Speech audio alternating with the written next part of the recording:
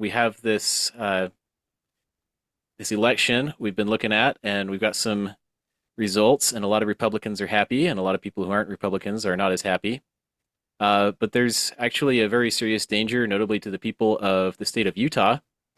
I would say this danger is widespread, but it affects everyone. And my friend Keith here and I are going to talk about some of the issues we've seen about how the Republican form of government that our founding fathers gave us has been eroded, and that actually reflects in some of our election outcomes, notably the more local elections, like the state and local elections here in Utah, are just completely bonkers, and they tell a very different story from what you hear if all you pay attention to is the national news media and the presidential election. So we're going to dive into some of that. Keith, do you want to give us a brief bio and just kind of share what got you into this? Oh yeah. So yeah, my name's Keith, and I'm really passionate about the gospel. Like I've been a gospel doctrine teacher throughout the years, so I really like studying the scriptures. I'm really into that, and I also am very enthused about the caucus system.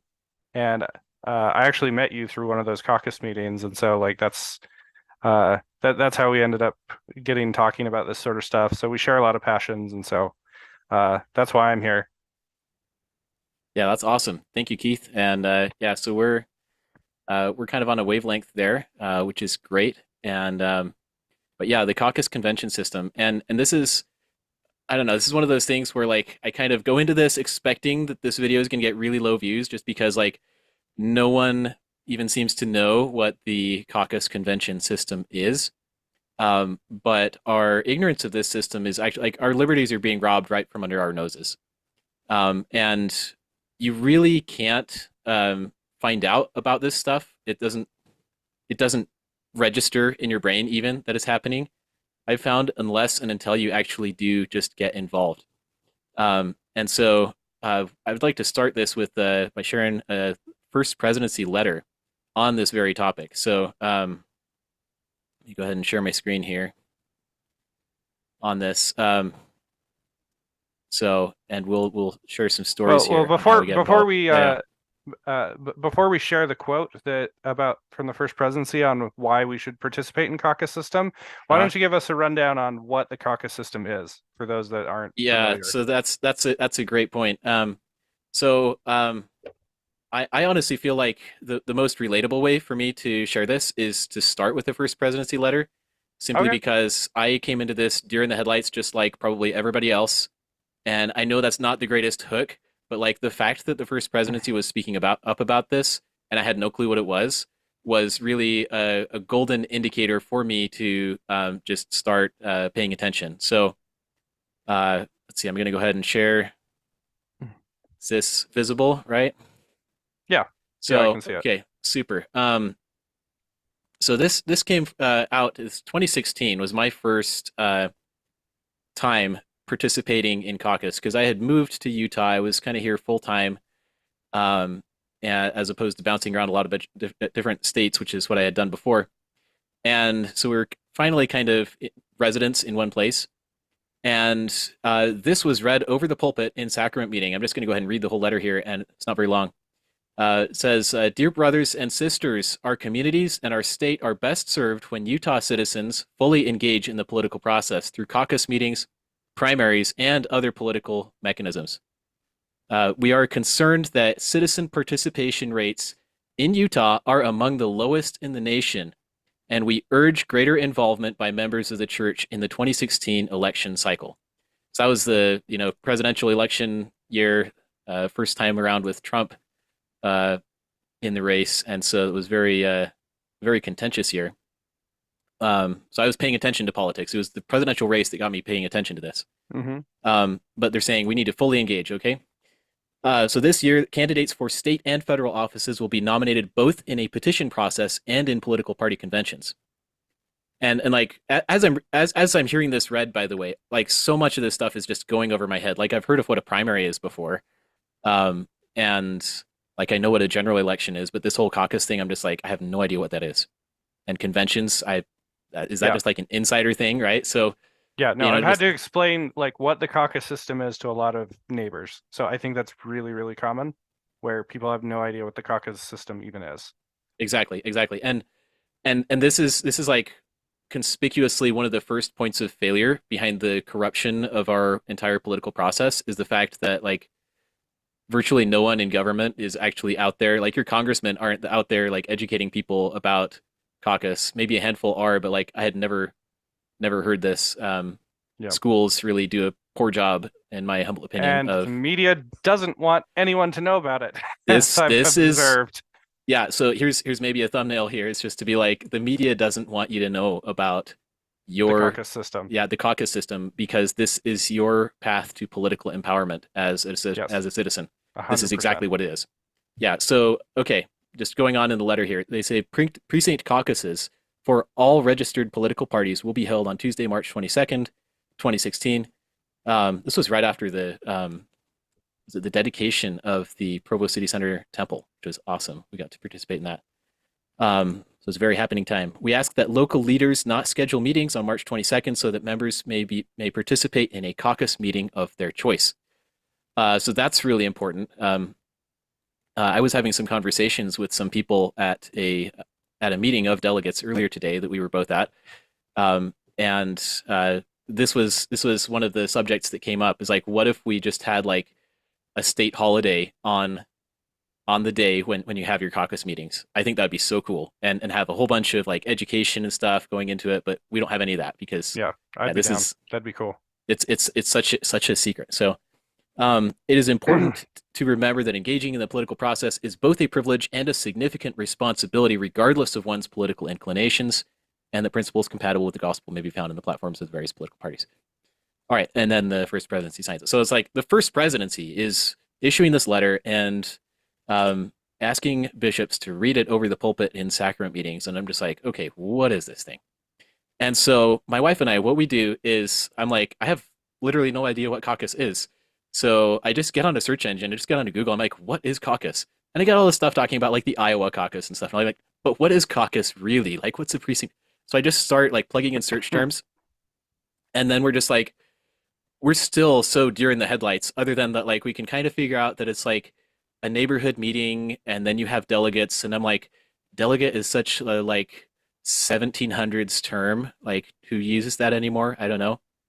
And so we were still just we were struggling to get through this, and we should have thought to like reach out to somebody who was involved in it. But to be honest, I just didn't even know where to begin. I didn't know where to go to like find people who were involved in this. And so I'm just like researching it all on my own on the internet. And then we're just like, well, we've learned a few things, so like let's and I don't want it to be like this just show up and like things just happen to you because you have no clue what this meeting is even about. And so we went and held this voter education night. We went around like inviting people from our ward and neighborhood to come show up to it, and we had an okay turnout. We had like a classroom booked, and there were like, I don't know, I don't remember how many people, but like maybe a dozen from our community just showing up, and we're like, this is cool. And we just talked about like what we learned and asked others about it. But at the end of it, we were still kind of like, okay, we still have no experience with this. But that's some of the stuff we did to try to like prepare for this. Is just, can we figure this out? Can we dial this in? And but honestly, like what actually doing this has shown me is that there is like just no substitute whatsoever for just jumping in and doing it, because Hmm. I've been participating in the caucus system every election cycle since 2016, and I started out just kind of like as just as an observer, just a passive observer. I actually did get recruited into a precinct secretary role pretty quickly because nobody wanted to do that. Yeah, that's common. and and so it was like it was kind of weird at first, but at the same time it was kind of nice and kind of cool to be in a room with your neighbors and be called upon to make some kind of politically significant judgment. And just to give like a brief rundown, I'm going to give my angle on this, and then you can share your thoughts. But like, Here, could you stop sharing your screen so yeah, yeah, we use yeah. So let's see. But yeah, just there just we a go. brief rundown of what caucus even was is like you show up and it's by party nowadays, right? So Republican Party is where I would go, and you just have like this local a room in a school that's been booked for your precinct, and it's there's a website you can go to figure out which one you should go to and directions on how to get there and everything. It was actually kind of slick, pretty well set up there. And then you just show up at this set time on this night, and you walk in there, and there's somebody sitting behind this table, and they've got this roll of everybody who's registered in the party in that precinct. And so you show them your driver's license, and if you're a recent move-in, you might have to show a couple pieces of mail or whatever. And then they're like, "Okay, yep, you're you." And then they give you a little uh, tag or slip of paper Yeah, or they something that give you says they a let you in. credential. Yeah. Yeah, exactly. To say that you are authorized to vote in any decisions they'll be calling. And they go over all this stuff like the party's platform. They do a pledge of allegiance and all that, and a prayer. But like one of the primary outcome of caucus night is you elect these delegates to represent you at the nominating convention, which is like, um, yeah, nominating convention is this is like where the magic happens. But what was cool about it is that you could actually talk to your neighbors about issues, and you could try to find out, hey, who knows which way is up? That's kind of what it is. You have your lineup of suspects, right? And you have these seats that need to be filled. And it's true that a lot of the time, a lot of people who show up just don't know what's going on. And that's for the very most part, that's due to just bad messaging or lack of messaging, complete lack of, because yeah, the media don't want you to know about caucus, which is probably why you've never ever heard of it.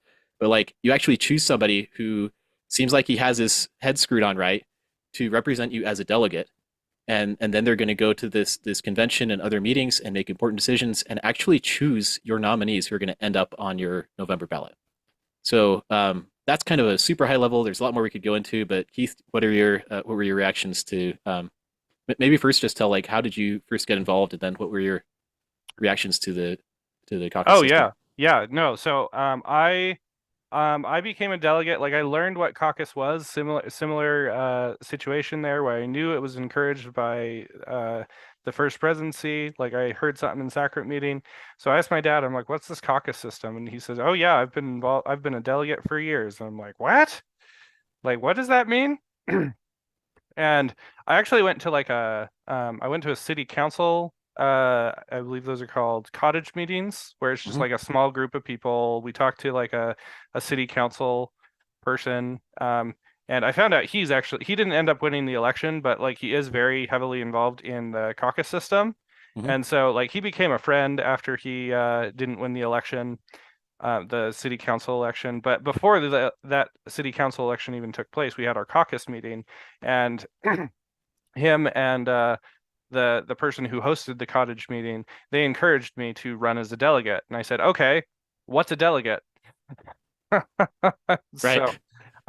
So I show up intending to run as a state delegate, and then we get down to the voting, and they said, "Okay, who wants to be chair?" And someone ran for chair. No one opposed him, and he became chair. And they said, "Okay, who wants to be vice chair?" And I was like, "I'll be vice chair." Hey, by the way, what's vice chair? So I was elected.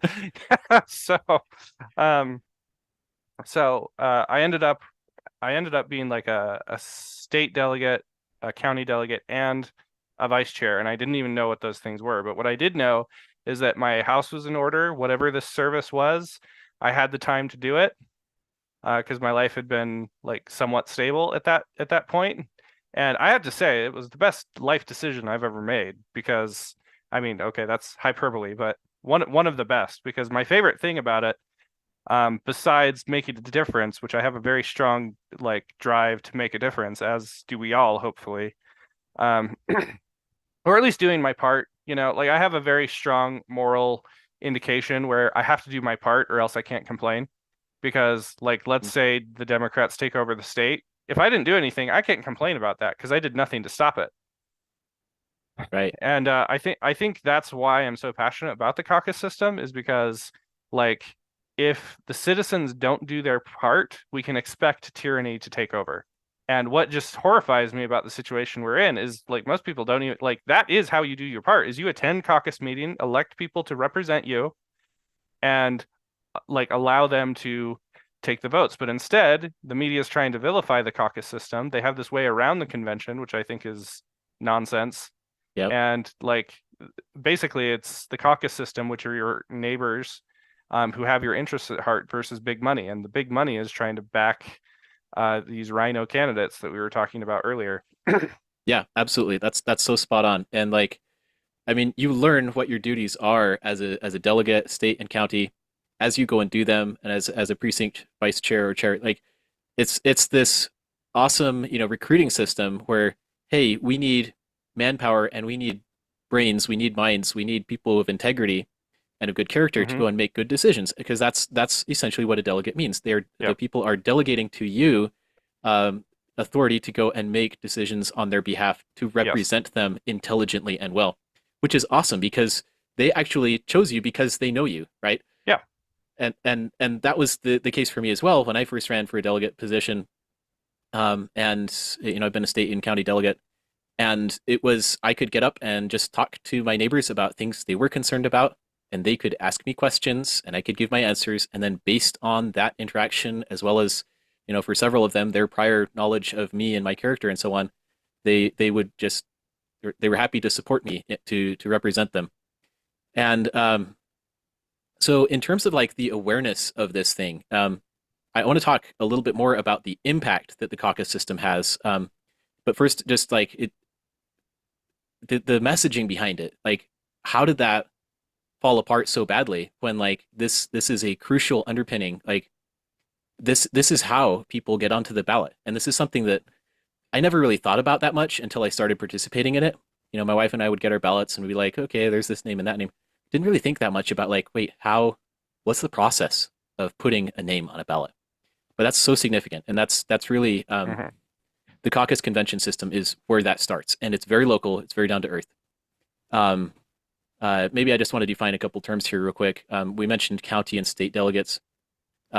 So there are like two different levels at which you can be a delegate. One is at the county level because you have a county convention where you go and nominate candidates for your county offices, and then there's another one at the state level.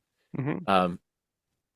But this is how you get your state legislators elected, for example, is through this Yep. first step is that nominating convention. But just zooming back for a little bit and just saying, okay, what's the gospel take on this? I mean, media. I'd never heard anything about a local caucus from my own meeting, maybe from the media here, right where I'm at. Maybe there was something, but I'm sure I missed it. If there was ever any, get out the word about caucus and inform people about what it is. I understand the party itself does some amount of messaging to say, hey, make sure to show up this night. But like, and then public education. It's like, what did they ever teach us about caucus? It took the prophet sending a letter to be read over the pulpit in sacrament meetings so that people who attend church could hear it. And it takes family. Like you heard about it also from your dad. Like you were able to talk about that with him because he had been participating in it. Yeah. And I just think that's what this comes down to. Those are the people who want you to know about the system, and those are the people who are going to educate you about it. The church and your family. There's like practically no one else out there who really wants you to know about this. Yeah. And that Yeah, itself well, is just very I would say the delegates themselves, like the people that are involved in it, want you to know. And you have like everyone, at least in Utah, has people in their neighborhood that are delegates that are representing you. But those that don't attend caucus, they just don't know about it. Yeah, exactly. Now, one of the things that really threw me for a loop after I'd started doing this a little bit more, I was like, I could take a step back and I'd be like, okay, so and okay, just to explain a little bit more, there's a lot of buildup that goes up towards the convention. It's not like it's all just in a vacuum, just show up, during the headlights for these candidates at convention.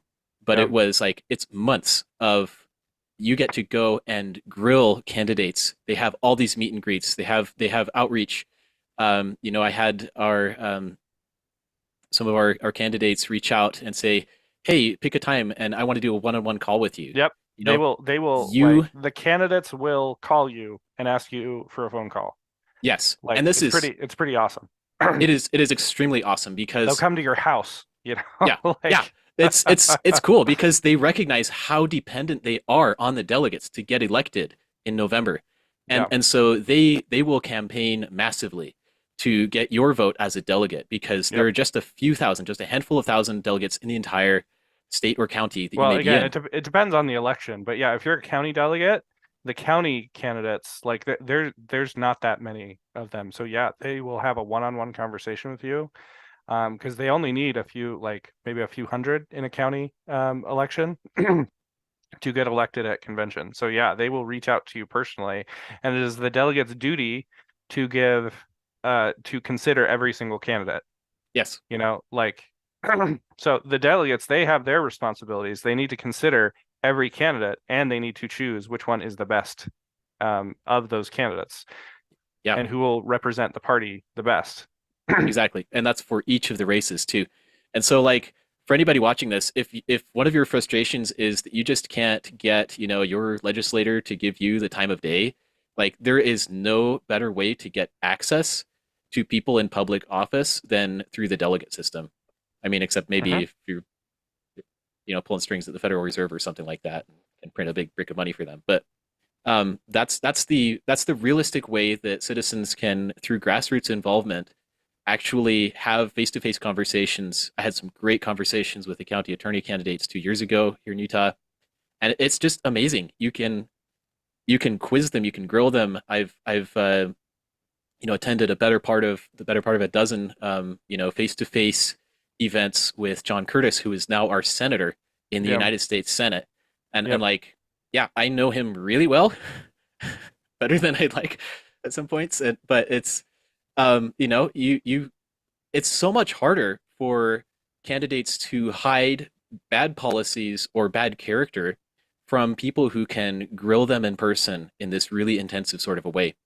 And so this is one of the huge virtues I just want to highlight about the caucus convention system is that the delegates are like the best informed voters out of anybody in the state, Yep. right? And so because they've done their homework on all these candidates and they've gotten access, they've gotten to be able to go and just talk to them face to face, get their questions answered, and like there are questions, there have been some things that just made these candidates just writhe in their seats. Yeah. Like when somebody in a local meeting at the library here in my town asked John Curtis what he thought about ESGs and what's the Great Reset, and Yeah. seeing candidates play dumb on this stuff is kind of No, telling.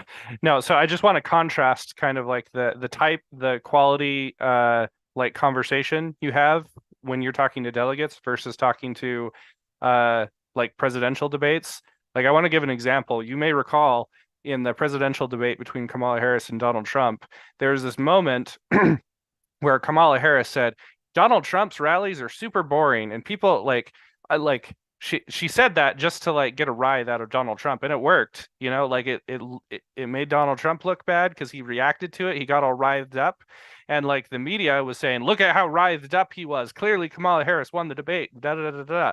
But like when you look at that, that's total nonsense. It's just getting kind of a reaction, an emotional reaction, which looks bad to the public, versus compared to the caucus system, like they're like, okay, give us something of material, like tell us like what you would do, what are the policies. And like it's really impressive listening to like the conversations going to these meetings and having other delegates. A lot of other delegates are really really sharp, and they will ask about specific laws that would Mhm. never happen in a presidential, because it is not practical for average people to be able to know all the laws, all like just all the different things.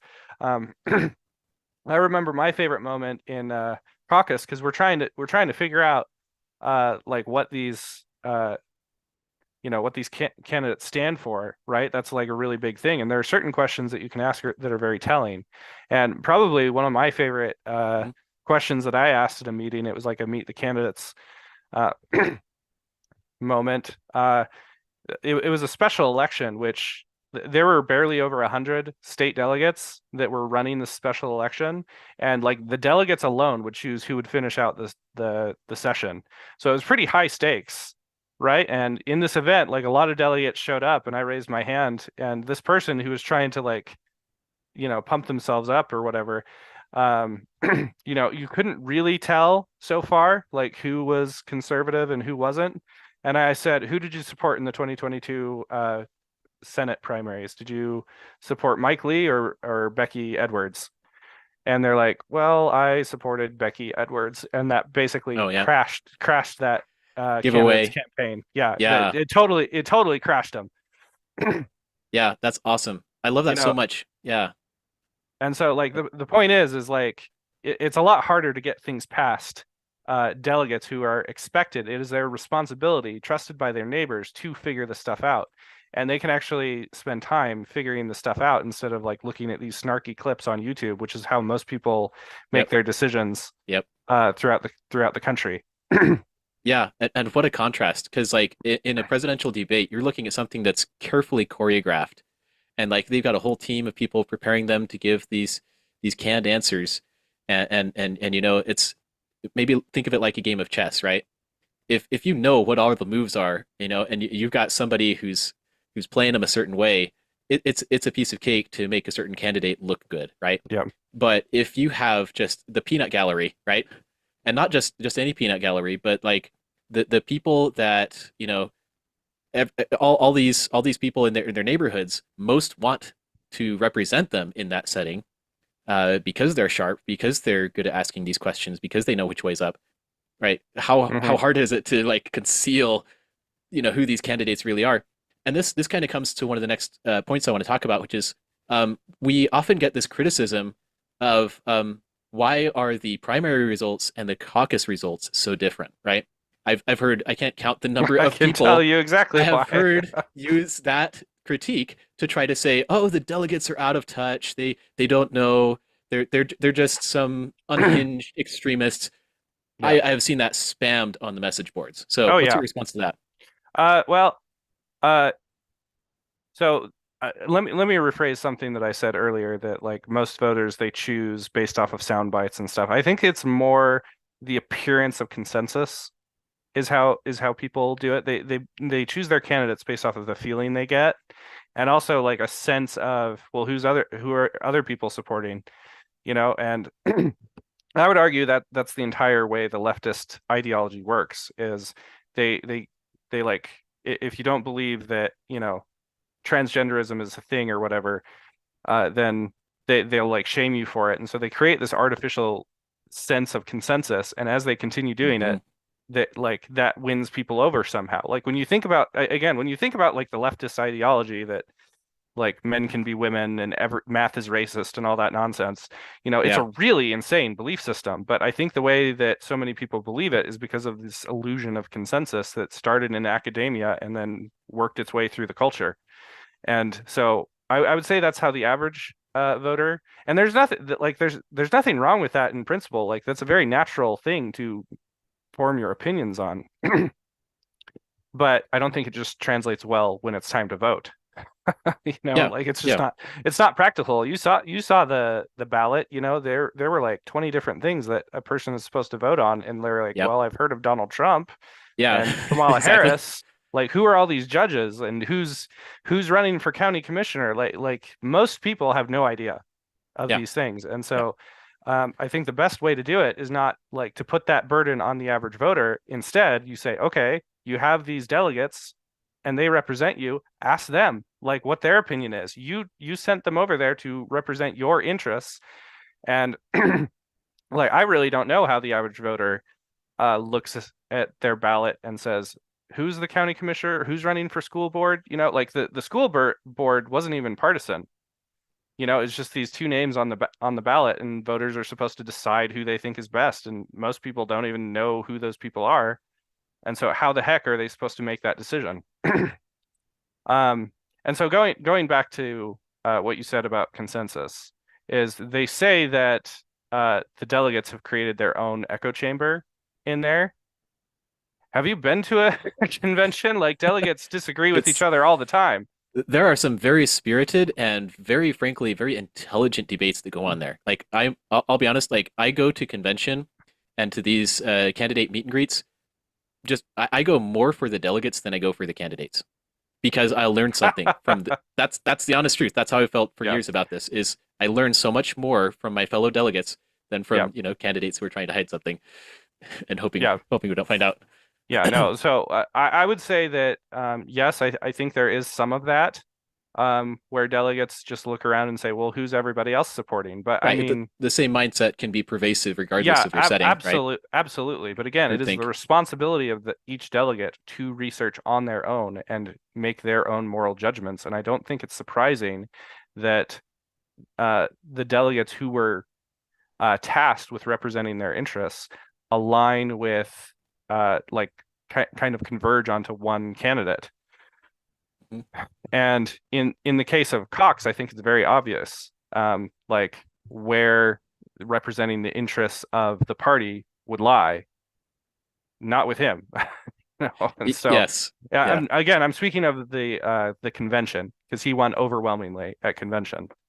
Yeah, exactly. And I actually have those numbers right here. I just want to share them on screen here for a second to try to drive home that point.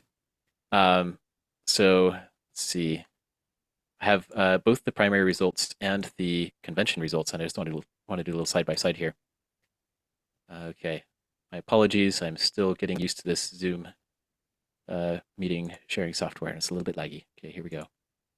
Okay, so these are the results from the nominating convention. This is what the delegates chose.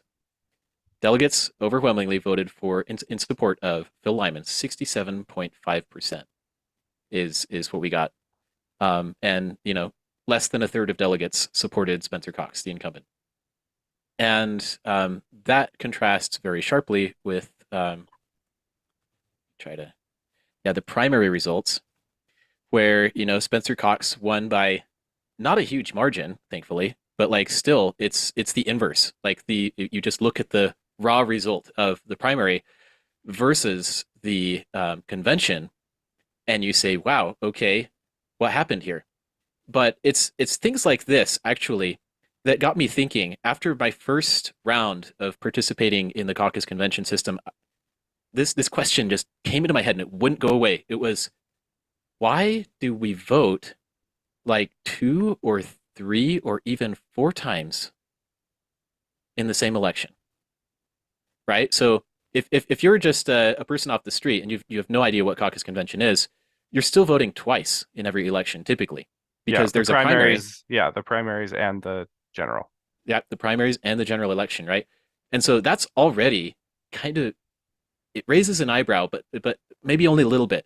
And then you get involved in the caucus convention system where we already chose our nominee, right? That's what it's called. It's called the nominating convention for a reason, because that's where we choose the party's nominee to go and represent us in, frankly, in the general election. But then there's this primary thing where we're making that exact same judgment, but now it's being offered as a more democratic style of an election. And that's the reason why these two votes differ. It's the exact same question and the exact same candidates in this case, right? But there's a different outcome, and people use that as ammunition to try to weaponize it against the caucus convention system, say, oh, the caucus convention system is flawed because these two things disagree.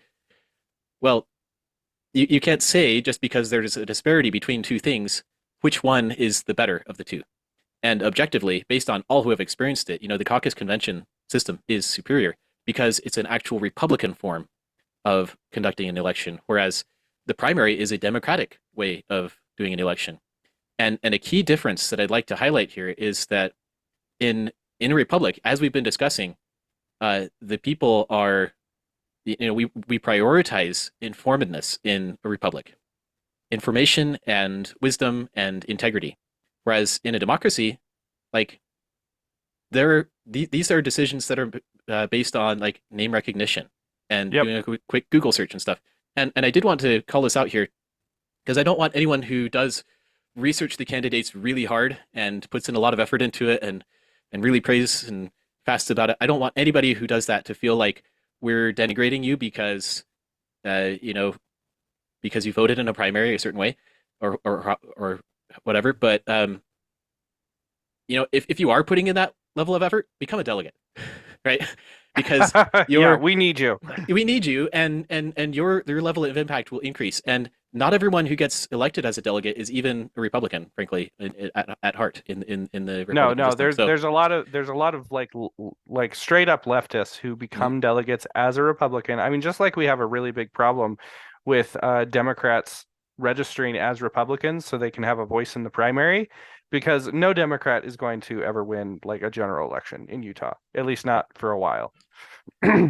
yeah, and this is something we've been put to sleep to is the fact though that they don't even need to be like running on a different party So yeah, I uh, would I would argue to somewhere around 20% are not actually like Republicans at heart. Like it's one yeah, thing to be a yeah, moderate Republican, but it's another thing to be a straight up leftist.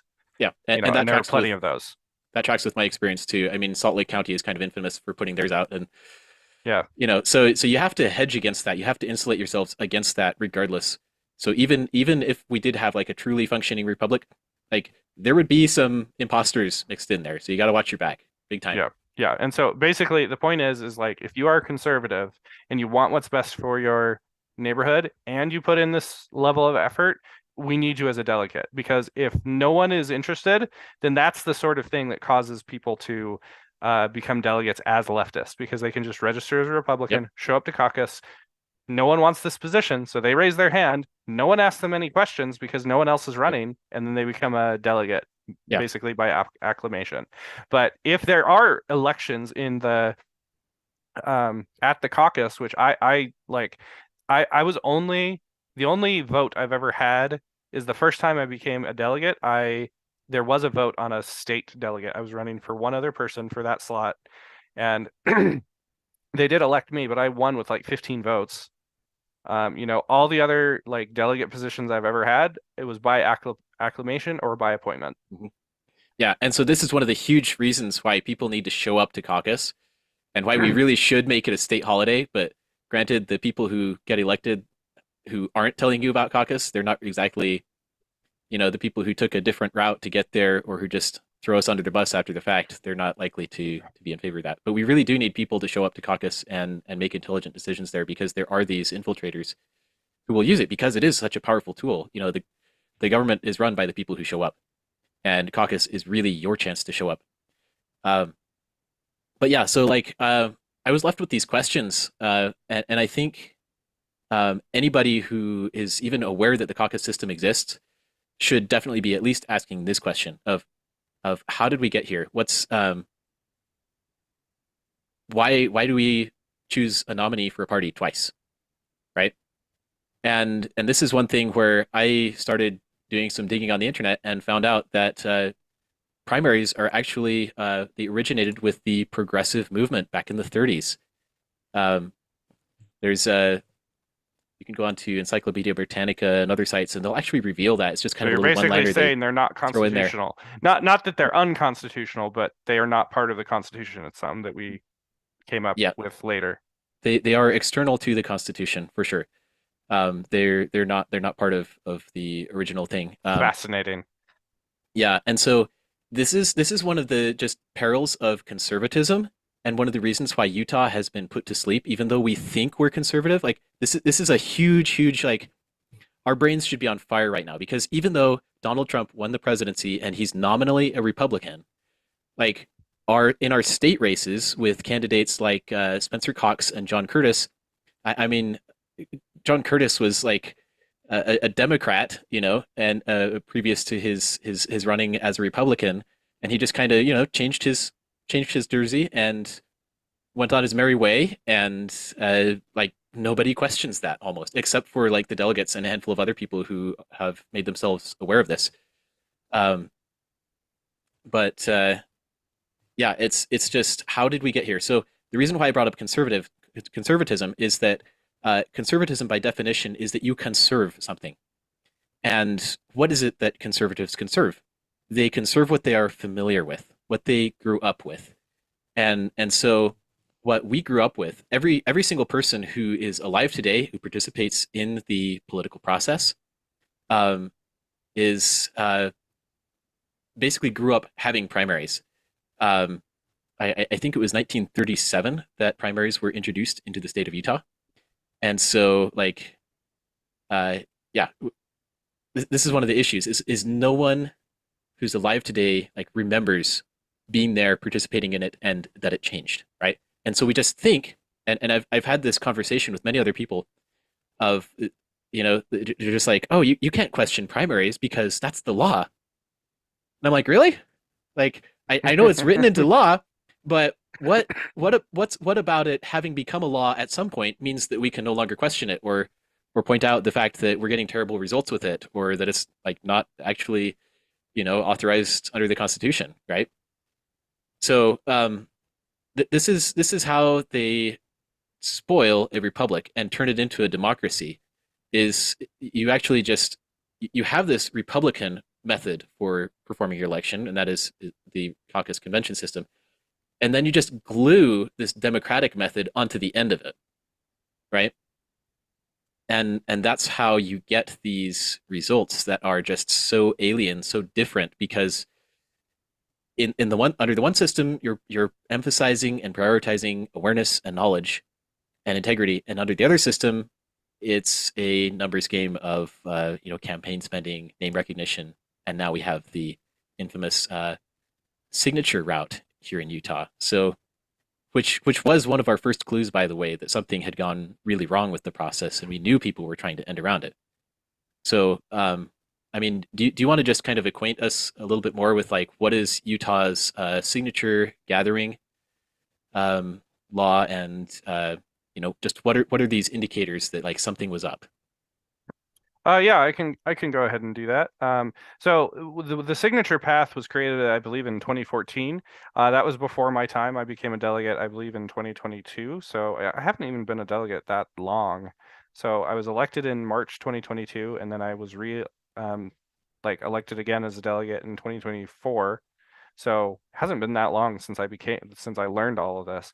So that was definitely before my time. But my understanding is what happened was like Mike Lee won his primary because of the delegates, and let's call him the establishment like basically realized that, oh shoot, like like our agenda is conflicting with the will of the delegates, so we need to do something about that.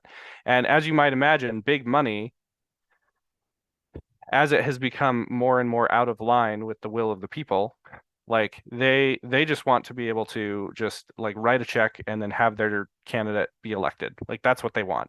Right, right. Just pay, insert money, get candidate, get office, get power in return. Yeah. It's this very transactional, very kind of empire way of thinking of Well, it. If again, you're you have to ask, like, what do these people that are investing all this big money into politics, what do they expect in return? You have to ask yourself that question. Yes, because people don't buy nothing. They expect, and that's even the way a lot of them talk about it. Anyway, I'm It's just, sorry. yeah. I have to go on this philosophical Please, thing please. before This before is I this is talk a about philosophy show. SB54. Like Yeah. here's something that I'm very passionate about is if we don't fulfill our duty as a citizen, like we can expect tyranny will take over.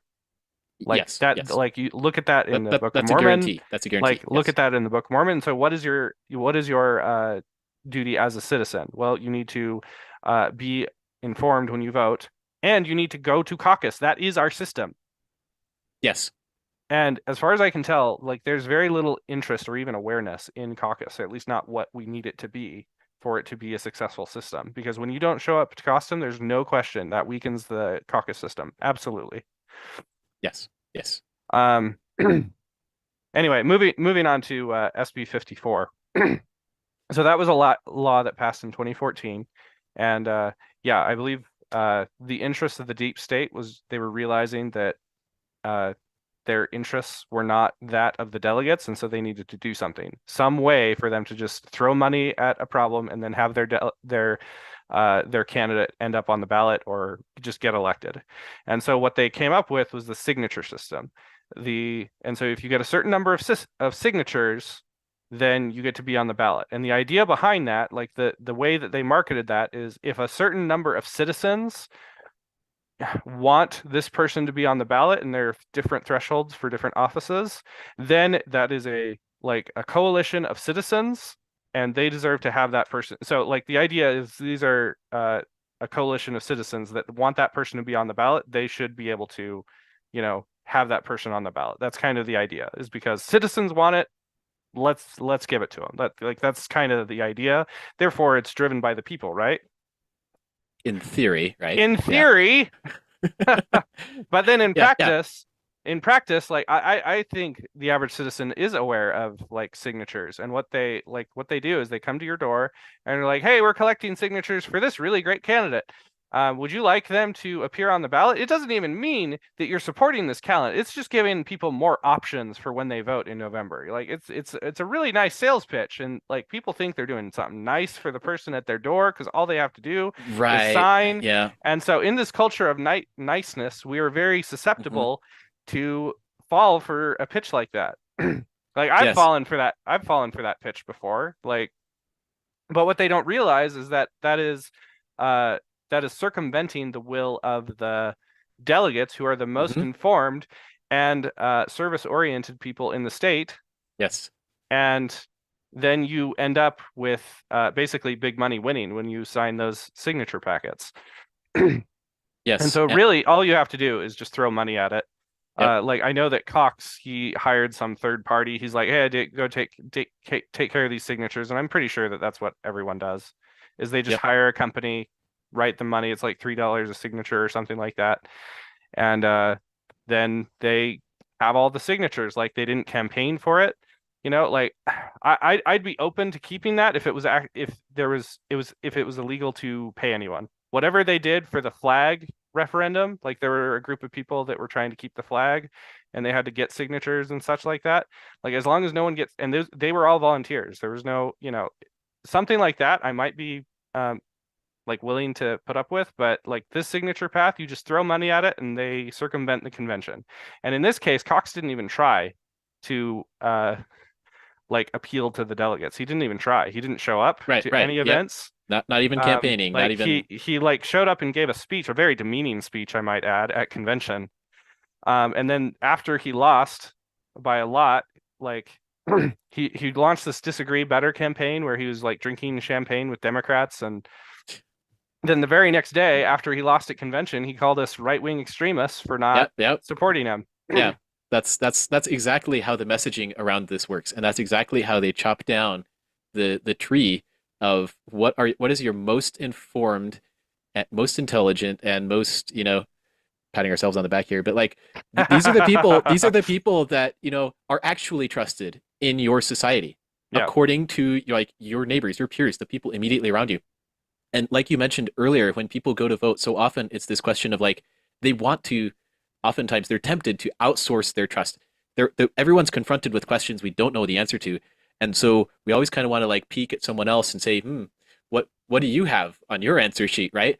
And it helps so much to know somebody who has invested in it and who actually knows.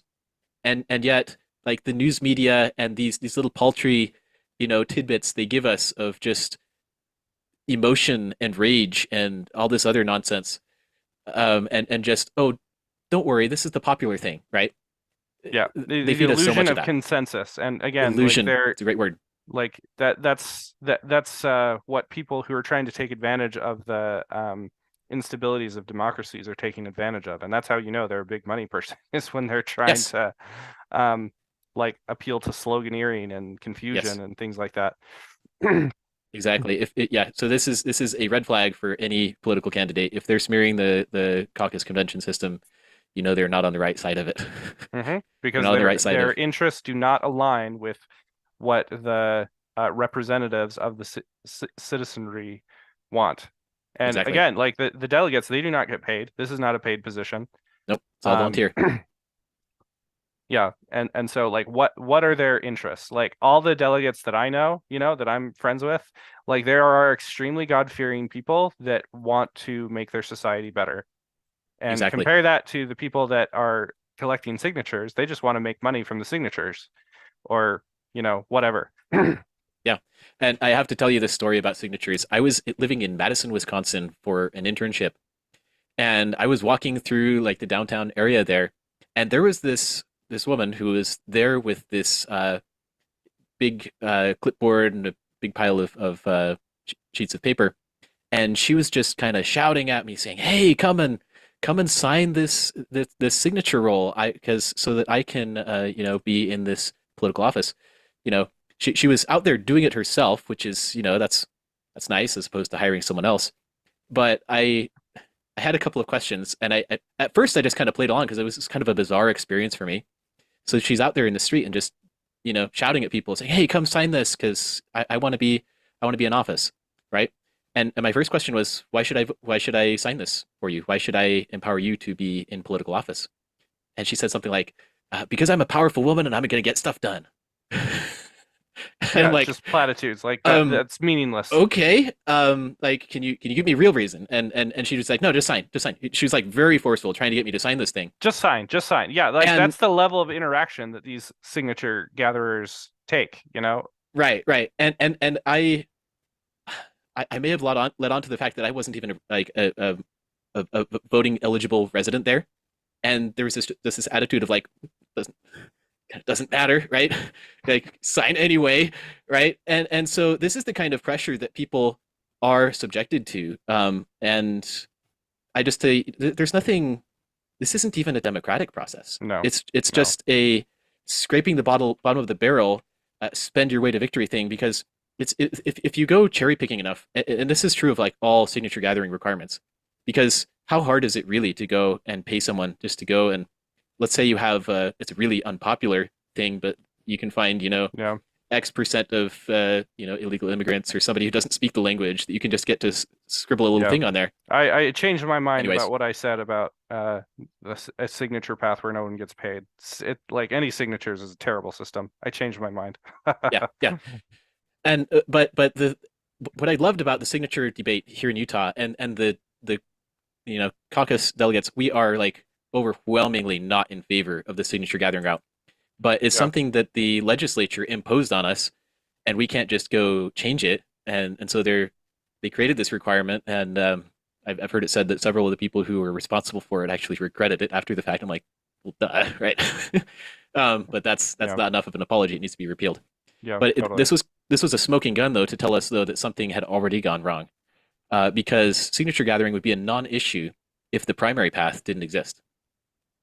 Yeah. Well, that's the point of signatures is like you do like you sign to get on the primary ballot. So yeah, if primaries didn't exist, then the uh the signature path would be null and void because you wouldn't be signing to get on anything. Exactly. Yeah, but like this is one of those things that just like stood out to me as like this is weird. Why are we doing things this way? And yeah, at the end of the day, there is no good reason to have primaries at all. Tell me Because more about that. I'm learning something new here. Like yeah, okay. this is a new idea for me. Well, because okay, among other things, in the United States, we did not even have primaries until like the 30s, 1930s. So we're talking about just shy of 100 years ago. The progressive movement in the United States started going around and recruiting all the states, saying, "Hey, we should do this different way of doing things." And I think their excuse at the time was that the nominees were decided by kind of a more closed partisan process than the caucus convention that we have today. And admittedly, that was not original either. That was already a perversion. So like they messed up the existing convention system and kind of replaced it with some kind of more party mob boss stuff. And then they used that as an excuse to go and install the primaries to say, oh, we want power back in the hands of the people. But what they didn't tell you is that power back in the hands of the people consists of just restore the original Republican method of voting where you actually vote for someone you know, as opposed to, putting it in the hands of all the people. Yeah. We're not a democracy. Yeah, Like we're not a democracy. Yeah, it and is we in the shouldn't hands. be. Exactly. It is in the hands of all the people, but it's we do our best when we just use the one system that already works, namely the caucus convention system. A representative system. Yeah, the Representative, yes, representative republic, and that's what we are exactly. constitutionally. Yeah. Yes, I have this little graphic here that I want to share. This is from the Utah Liberty Forum Facebook page, and it just kind of illustrates. On the left, you have the outcome of a mobocracy or democracy, where everybody votes regardless of how uninformed he is or how virtuous or non-virtuous he is, and you get the output of that system, and you will tend to get very average results. Like you'll get whatever the majority wants, boom, regardless of again it doesn't matter who these people are. And like that lady gathering signatures was demonstrating, like the less informed the better sometimes, right? And Yeah. so and that's what this incentivizes. It doesn't incentivize intelligence. It doesn't incentivize people talking to each other and being civil and being informed. It's just who can. It's just a power play. It's might makes right, right? Who can spend the most? Who can get the most? You know, the greatest number of people Mhm. behind it. Whereas on the right, with the Republic, you're actually choosing whoever's best to represent you, right? Whoever's got the best view of things, the most trustworthy, and so on. That's just something I'd like to put out there as kind of an illustration graphic to say this is what we're missing when we don't have a republic is Yeah. we're just getting mediocre judgments all the time. Um, So yeah, go on. something I was going to add, just about the caucus system in general. Um, like something that I have uh realized, there was an article defending the caucus system a while back, and yeah, it was things like, the results are more representative by neighborhood.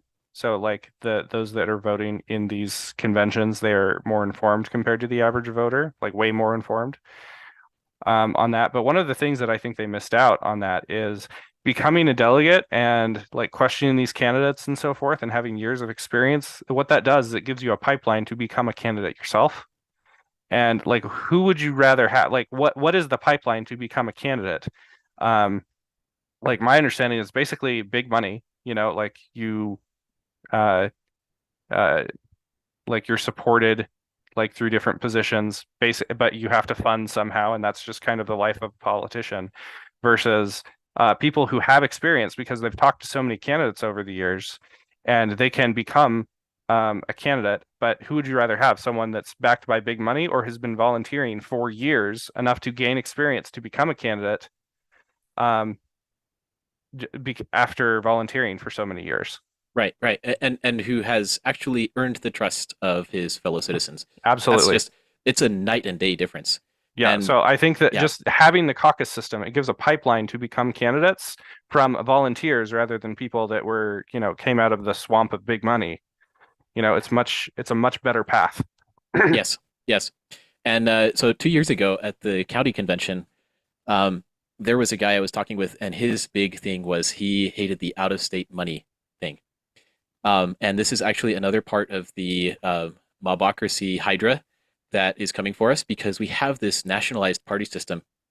Um, One of the things that I've learned some about the origins of like, how did this happen? How did we get to have a national two-party system? Because when you're run by these national parties, money flows pretty freely into the local state races. Because if you think about it, like the presidential campaigns, they knew which states to go and campaign. They knew which ones were the swing states, right? So the national parties would go and allocate their resources and go spend national dollars, national party dollars in the states campaigning for their candidates, right? And I'm not saying it's wrong to spend money to campaign for a presidency or something like that, but it launches us into this really precarious situation where you have just you don't even know where the money's coming from oftentimes of who's backing these people, right? And it just yeah, and that's the whole mystery. People like Spencer Cox, who's bankrolling him, and what do they want out of him, right? And we could go look at financials and stuff, but like so much of that is just shrouded in mystery because it's not a grassroots thing. It's not like somebody. It's not like General Washington, basically. It's not like this guy's some hero who actually served his fellow man and rose that way. It's just you know, poof, this guy showed up out of nowhere and he's going to go be some big government officer or something like that. Um, but yeah, I just want to like be kind of brief here, but at the same time, there's like so much to unpack.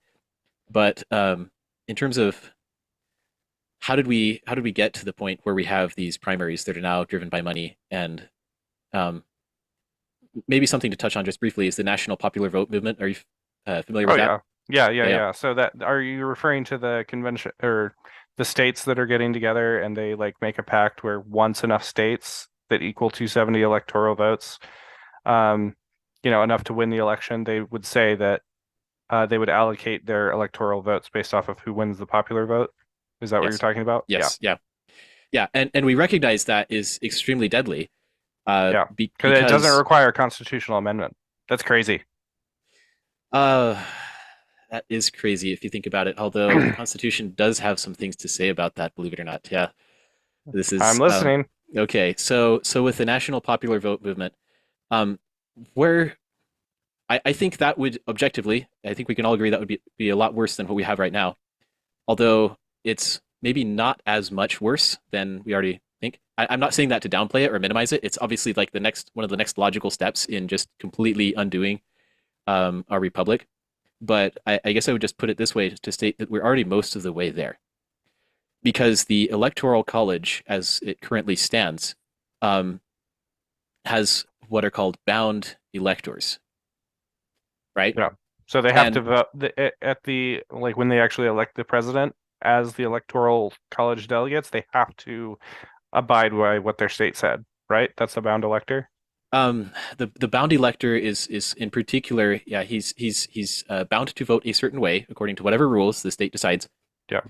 and oftentimes that's done by way of a popular vote. That's how. Okay, and so this is the next big layer of the onion, and that is general elections by just mass going out and spamming the ballot boxes. That is not original to the Constitution either. So people just going out and just dropping off a ballot in a ballot box, that was actually introduced gradually over the 1800s, largely as a means of it was part of the partisan movement. It was the national two parties that were creating that general election system. And I'm just going to say from I think 2020 highlighted this to some degree with allegations of pallets full of ballots showing up overnight, Yeah. right? Because a massively democratic, a popular vote election is fundamentally insecure for many reasons. Yeah. But I would suggest that, just at a high level, because it's an economic question, how much can you afford to spend vetting, auditing, overseeing the election, credentialing people, making sure they're authorized to vote? It's actually not that hard to fake a ballot. It's not that No, hard to. no, you can print them off in your home. Like you can get a Yeah, special piece of paper, you can get the template of the ballot, and you can just print them off. yeah. And this is the second year in a row that we've gotten 2 extra ballots delivered to our mailing address, and we haven't No, sent and them in. I But like, it's I know people personally who received more than one ballot, usually because they moved out of state or whatever. But the point is, they took those ballots and they voted in two separate states. I know people personally that have done that. yes. And Utah has a particularly sketchy history of mail-in balloting that we could probably touch on another time. But like, even just the fact of Yeah. even if it were all in person and you show up and you just spam votes, that's ridiculously difficult to vet compared to like in contrast to the caucus system where it's like, hey, we know you because you're our neighbor, right?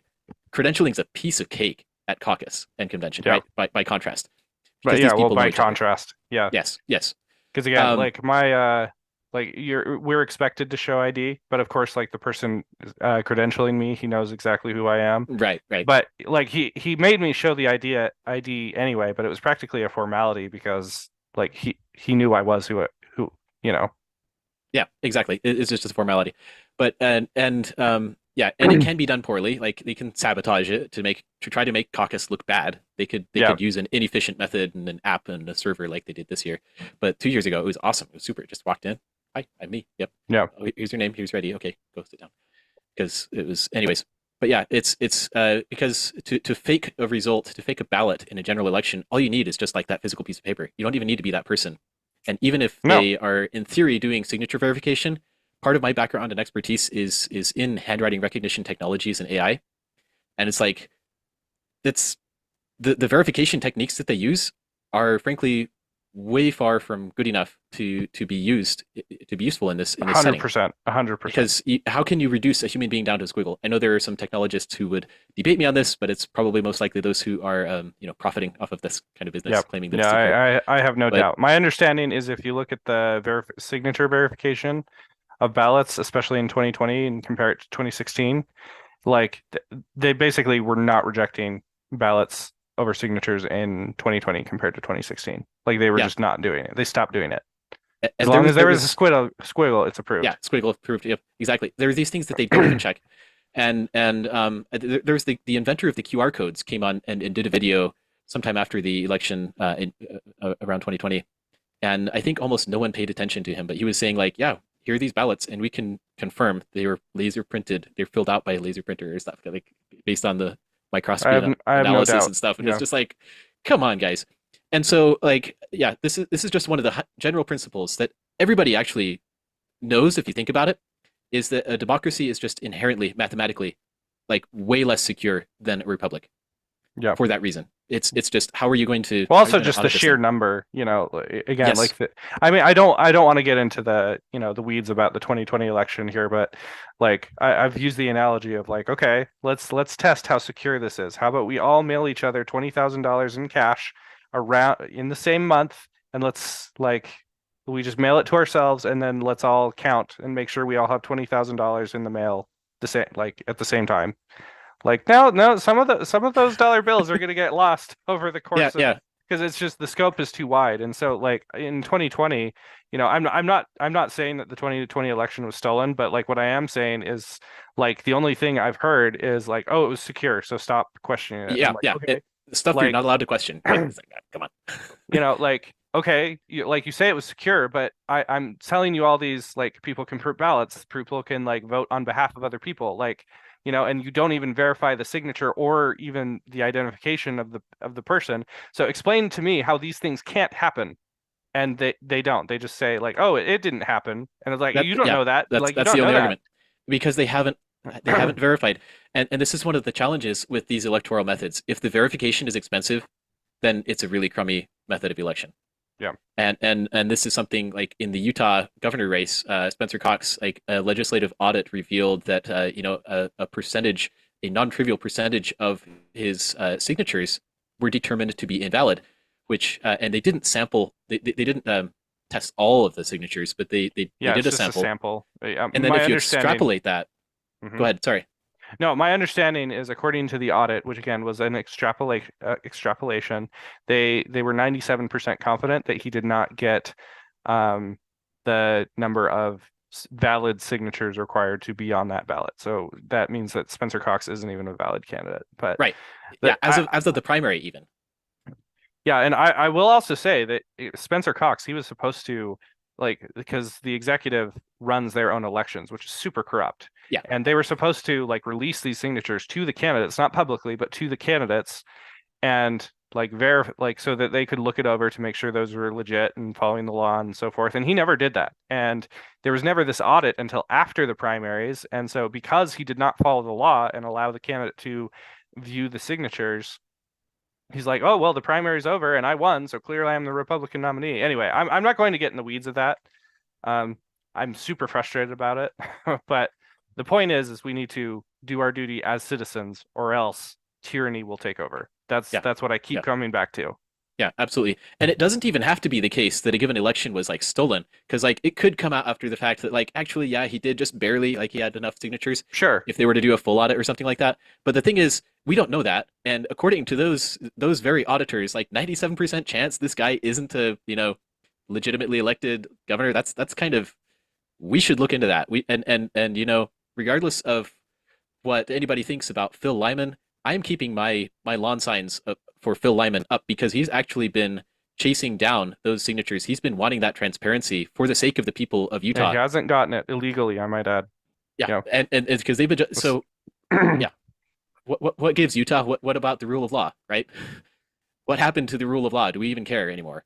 Or we Yeah. just No, we're satisfied we got a like Republican candidate what and happened is someone like that's under the executive branch, like I mean, suppose no, I think it was like um a state or a county clerk, I believe it was. Like there was a county clerk that declared the signatures were valid, and so that's why he did there. But again, clearly he didn't actually verify all of the signatures, and yep. now we have someone that should not have been on the primary ballot that was. But I mean, it's irrelevant to our conversation because like we think that the primaries are illegitimate anyway because again, Phil Lyman won the primary or Yeah. won the convention. Well, I would say it is relevant because we know there's corruption, we know there's this smoking gun, um, and we know there's not transparency, regardless of what people think was that outcome, right? Sure. and so like and this is what I was going to say about the lack of transparency is that even if it comes out after the fact and they finally go and spend the money, spend the time to do this, that's what we've been told so far. By the way, is that like, oh, we just don't have the resources to audit this. It's like, really? Yeah. If you're not if you don't have sufficient resources to audit something, then Make it public. Give us give each how hard is that? How hard is that? give each Right? delegate like Yeah, 50 signatures each or something like yeah. that. Like Piece I'd be piece of down. cake, right? Piece of cake, right? Crowdsource it, whatever. But anyways, anyway, here's part of the danger is they can tell you, oh, don't worry, there's nothing, no funny business, right? We're using computers and ranked choice voting, whatever. There's no funny business, we assure you. And then you just get comfortable with it because enough people are finally like, oh, well, the people who were raising those questions are now dead and gone, or they're no longer participating in the caucus system, or they moved out of state, or they just rely on this institutional the forgetfulness, the loss of institutional knowledge over time. And then Yeah. once people are comfortable with it, it's like they can do whatever they want with it, and there's no check, right? So the fox is guarding the henhouse. So that already is wrong, right? That's sufficient to say I don't. It doesn't even matter what they are or aren't doing with it. They should not be trusted with that because of the separation of powers, because of checks and balances, and they're just not happening. So, but yeah, going on to this primary warpath here. Uh, how did we get here? Just and I think we really should take a serious look at what is this progressive movement relic doing in our electoral system. And yeah, but yeah, SB54 is a thing that is actually kind of a blessing in a sense because it points us back to that problem. It left a trail. It left this trail of breadcrumbs to say, here's the direction they're trying to move us, and it's not limited to just this one move. Same with the national popular vote. They've been moving in this direction for a long time, and we've got to go all the way back and unwind it. That's Yeah. why this matters so much. Changing the rules of voting, it like there are people that have interests that they're able to see how that empowers them. And yeah, I would say like taking advantage of confusion, taking Yes. advantage of like the lack of research per average voter, like those are all things that they like these candidates, these globalists, or whatever you want to call them, people that don't have our best interests at heart. Those are all things that they can take advantage of. Yes. And compare that to the caucus system, where it is your friends and neighbors who are trying to look out for the best interests of those that have family, like the families of their communities, and they're also very God-fearing, which is a good indication that they're trying to do what's right, not what will enrich themselves and whatever interest groups they represent. Yeah. And if you have any issues with like how your delegate voted in the convention, yeah, you can talk to them. You can run as a delegate. Like you can run as a delegate yourself next time. Like yeah, exactly. There's accountability and there's transparency there, which is lovely. That's how you keep a republic afloat, is with that accountability, that transparency. And then when it comes to the big government, like they have these bureaus that promise us accountability and transparency, and then you go and demand that transparency, and they're like, sorry, we don't have the resources to do that. It's like, really? Or we'll get back to you later, maybe, right? Just sending your inquiries into a black hole. Yeah.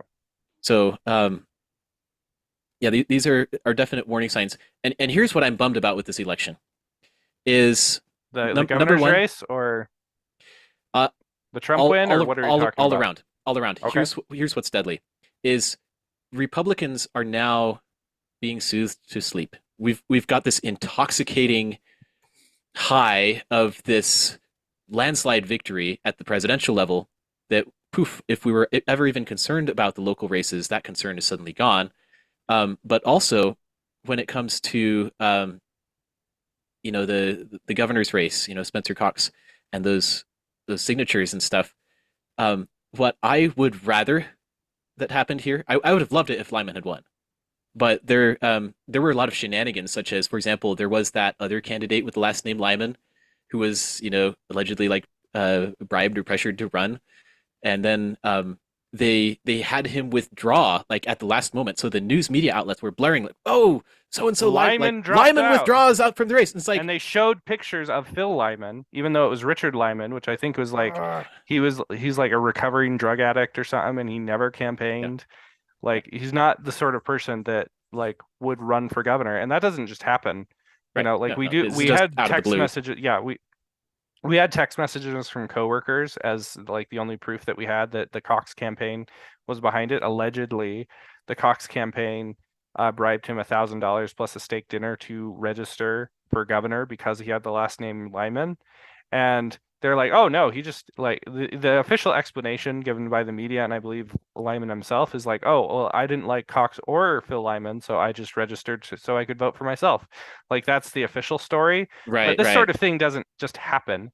Right. And the question is like, who has the interest of having someone with the same last name as Lyman to run for? Obviously, it's the Cox campaign. Right. And Um, yeah. and so like yeah, can text messages be faked? Sure, they can. But again, like what do you think is the most likely thing that he registered to run so he could vote for himself, or someone with interest bribed him to do that? Again, we don't know, but like I can tell you what I think the answer is. Because we have proof. Like again, you could say that the proof is invalid, but I think that's valid proof compared to the alternative. Um, and anyway, and yeah, I remember like my sister called me, you know, and asked my perspective on that, and I explained that whole thing. I said you should like I wrote in Phil Lyman for governor, and she's like, wait, but I thought Lyman dropped out, and I'm like, no, no, let me Right. Right. explain. Like, I let me have explain to you I what had happened. people reach out to me with the exact same question, thinking Lyman had dropped out because of the news media messaging around this.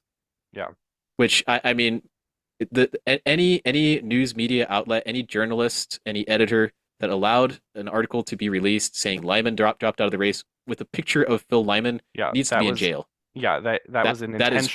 intentional That is way to deceptive fraud. mislead the public, which is Yep. why, like, you know, one citizen, one vote, you know, like I'm not saying anyway, it is a flawed system, is what I'm saying. I'm not Yes. saying I'm 100% confident that whatever I propose is better, but it is a flawed system. Yes. Huh. Yeah. So like, anyways, there are those shenanigans going on as well. What I would have preferred, even if Lyman wasn't going to win the race, I would have actually strongly preferred that he had spoiled the race, split the vote enough against the Republican incumbent, Spencer Cox, Oh, so that the and Democrat would have so won? that the Democrat would win. The reason isn't because I want a Democrat in office. The reason is because I want the people of Utah to wake up and Yeah, realize that their state is not just a freebie. But we've been filling. Okay, people of Utah, you have been filling out your ballots for decades on all of the races in the Republican Party. Like your Republican Party candidates have been like your free space on a bingo card. You're calling a blackout when you haven't even investigated the candidates. And yeah, and this is major point number two where we have strayed from direct and explicit prophetic counsel. There was actually there was another first presidency message from June of 2023. I'm going to share my screen here, in which they urged members of the church, cautioned us against straight ticket voting. I'm going to share that right here. So yeah, June 16th, 2023, the first presidency urges against straight ticket voting. Okay, letter titled Political Participation, Voting, and Political Neutrality of the Church was to be read out in sacrament meetings. Members were urged to become informed on current political issues and potential candidates. So again, this is like a really big broadcast, hello, wake up moment, and it's done like a year in advance of this election. Okay, and listen, yeah, encouraged to seek candidates who embody gospel principles, holding integrity and compassion. According to the letter, merely voting a straight ticket or voting based on tradition without careful study of candidates and their positions on important issues is a threat to democracy and inconsistent with revealed standards. Oof. Like, how do you get this idea into people's heads? How do you really tell them? And I'm certain that there are people who took this to heart, and a lot of them are participating in the caucus system. Not all, obviously, but there was this aha moment that I had when we were looking at the results this week from the Utah races, and it was this: it was that nearly every candidate in Utah who ran as a Republican got a very, very similar level of support in the general election. I mean, we're talking, between like 70 to 75% of the vote for each of these Republican candidates. And there were a few like smallish deviations, but really not major outliers, right? And what that told me is the majority of the electorate is just they get their ballot and they just Vote free straight space, ticket. free space bingo card everywhere, Hmm. zero effort, and I'm just like, this is what's killing us. This is why we have somebody who is a known Democrat representing us in the United States Senate now, John Curtis. Yeah, he was a former Democrat, and my understanding is he switched parties because he knew he couldn't get anywhere in Yep. Utah politics as a Democrat. So he just switched to Republican. Yeah, and we let him get away with it, and we're just happily No. like, oh, look at our beautiful little red state here, and All like, right. yeah, I wanna like tell my own personal story with John Curtis. please, And then I want to ask a philosophical question sure, on exactly what the church is urging. What exactly is the church urging us to do? And I'm going to make an argument on that. So my own personal experience with John Curtis is I was at a non-political, non-delegate event, but John Curtis was the speaker. And uh, like I was thinking, I'm like, oh, this might be a great opportunity to get a selfie with John Curtis. Like I wasn't planning on supporting him at convention, but you know, he was very likely to become our next senator because I was aware of how this was likely to play out. You know, so like it'd be good to get a picture with the person who would be our next senator. You know, like that's a big deal. yeah, But over the course of his little speech, um, he like he praised DEI. I was like, what? mm-hmm, mm-hmm, What? He's like, oh, that's so anyway. And so like even though it was a good opportunity to get like a selfie with him, I couldn't do it. I did not want a selfie because I did not like that. That's a big red flag. yeah, yeah. On One of the that, and other, that's not Republican principles. Like no, we support merit. We do not support uh basically, you know, some people call it reverse racism. I call it racism. it's what it Um, is. you know, like uh of selecting people based off of their skin color. That is not okay. That is not Yeah, a Republican principle. exactly. Institutionally, it's just, yeah, it's very corrupt. And yeah, John Curtis has gone along with those things. He's promoted those things. One of the things that I've personally heard him say in some of these meetings as well is that he wants us to have a bigger tent as a party and appeal to more of the young people. He says, how by talking up climate change. And I'm just like, really? I have Are an you? idea of how to get young people more in the Republican camp. Give them affordable housing. Which anyway, I have a story about affordable housing in John Curtis, but Uh, time might not suffice. I all right. I do want to keep the time focused on the principles here No, as much so as possible. I Um, wanna make that argument though. Exactly what yes, is the please. church urging us to do? So there was let me ask you this question. So let me share a quote from President Oaks. Um, this was in 2021, I believe it was. This was his Constitution. Talk about the Constitution. Yes. So here's a quote from there. He says, there are many political issues, and no party platform or individual candidate can satisfy all personal preferences. Each citizen must therefore decide which issues are more important to him or her at any particular time. Then we should seek inspiration on how to exercise influence according to individuals' priorities. This process will not be easy. It may require changing support or candidate, even election from election.